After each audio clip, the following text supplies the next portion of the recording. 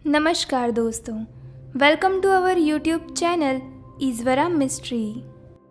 दोस्तों, वैसे तो आपने आज तक ऐतिहासिक, वैज्ञानिक, डरावनी और साहस भरी किताबें पढ़ी होंगी, लेकिन क्या आपने कभी सोचा है किसी इंसानी किताब के बारे में? अब आप सोच रहे होंगे कि ये किताब कितनी बड़ी होगी, कितने पन्ने की होगी, किसने लिखी होगी और कैसी होगी। ये सब सवाल आपके मन में आ रहे होंगे, लेकिन इंसानी किताब बाकी किताबों की तरह नहीं है। तो आइए जानते हैं ह्यूमन लाइब्रेरी से जुड़े कुछ अमेजिंग फैक्ट्स के बारे में।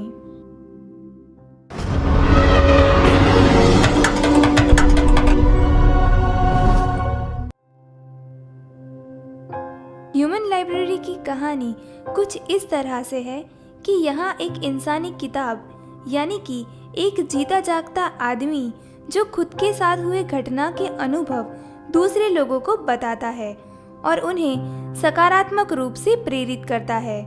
इसके अलावा ये संगठन किताब की जगह उन सदस्यों का उपयोग करते हैं जो अपने जीवन में हुए अनुभव को बता सकें। ऐसा करने की वजह से जो लोग अपने जीवन से नाराज होकर खुदकुशी करने का सोचते हैं, ऐसे लोगों को जीवन में आगे बढ़ने के लिए सकारात्मक रूप से प्रेरित करते हैं। सबसे कमाल की बात तो ये है कि द ह्यूमन लाइब्रेरी एक अंतर्राष्ट्रीय संगठन है जिसे पहली बार साल 2000 में डेनमार्क के कोपेनहेगन में शुरू किया गया था। उस समय इस संगठन का उद्देश्य सिर्फ इतना ही था कि लोगों को उनके जीवन में आई हुई हर मुश्किलों का सामना करके जीने का सही रास्ता दिखाना। इसके अलावा ह्यूमन लाइब्रेरी की खास बात तो ये है कि जिन लोगों के पास खराब अनुभव होता है, वैसे लोगों से भी ह्यूमन लाइब्रेरी के लोग अनुभव जानते हैं। और जब कोई दूसरा इंसान ऐसी ही कोई मुसीबत से गुजरता है तो उन लोगों के साथ बातचीत करके उन्हें उस मुसीबत से बाहर निकालने का सही रास्ता दिखाते हैं।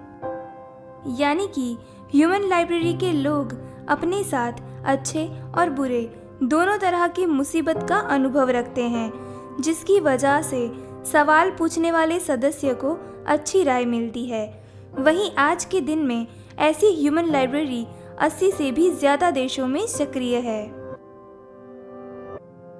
सबसे पहले ह्यूमन लाइब्रेरी का संगठन डेनमार्क के सबसे मशहूर समारोह रोस्किल में हुआ था और उस दौरान इस संगठन का संचालन रॉनी और डैनी अबरगल ने किया था। तब Danny youth NGO stop Walden में काम कर रहे थे और हर दिन 8 घंटे की बातचीत के साथ पहली प्रतिस्पर्धा पूरे 4 दिन चली और उस प्रतिस्पर्धा में तकरीबन 1000 लोगों ने भाग लिया था। नॉर्डिक यूथ काउंसिल असेंबली के लिए रॉनी अबरगल द्वारा अगली ह्यूमन लाइब्रेरी नॉर्वे की राजधानी ओस्लो में आयोजित की गई थी और इस आयोजन को टेरिस मुंगाई फोन के साथ मिलकर तैयार किया गया था। और आगे चल के साल 2003 में नॉर्वेजियन ह्यूमन लाइब्रेरी संगठन के शुरुआत के लिए लोगों को प्रेरित किया गया था और उसके बाद पहली बार ह्यूमन लाइब्रेरी संगठन को साल 2006 में ऑस्ट्रेलिया के लिस्मोर शहर में दूसरी ह्यूमन लाइब्रेरी स्थापित की गई। कमाल की बात तो ये है कि यहाँ लोग अपनी पसंद से किसी भी ह्यूमन किताब को चुन सकते हैं। यानी कि यहाँ आपको एक व्यक्ति से 20 मिनट तक बात करने का समय मिलता है, जिसमें पार्टिसिपेंट्स के साथ वॉलंटियर खुद एक किताब की तरह पढ़ने वाले बन जाते हैं।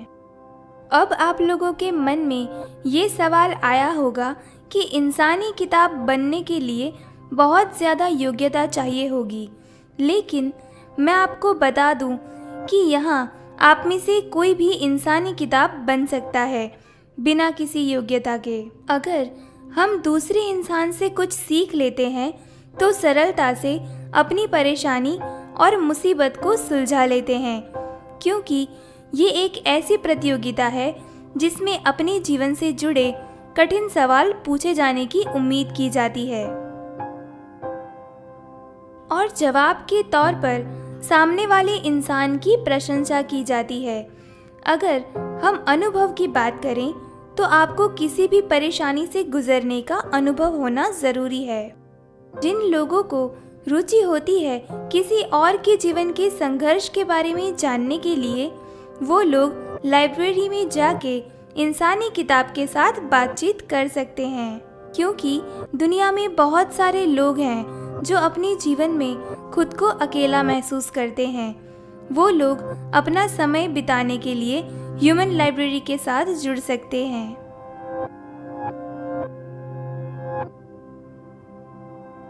ये ह्यूमन किताब संगठन अपनी इंसानी किताब का काफ़ी अच्छे से ख्याल भी रखते हैं और इस लाइब्रेरी में काफ़ी सारी प्रतियोगिता होती रहती है। आप उसमें किसी भी प्रतियोगिता में भाग लेना चाहते हो तो आपको प्रस्ताव देना पड़ेगा या तो इंटरव्यू देना पड़ेगा।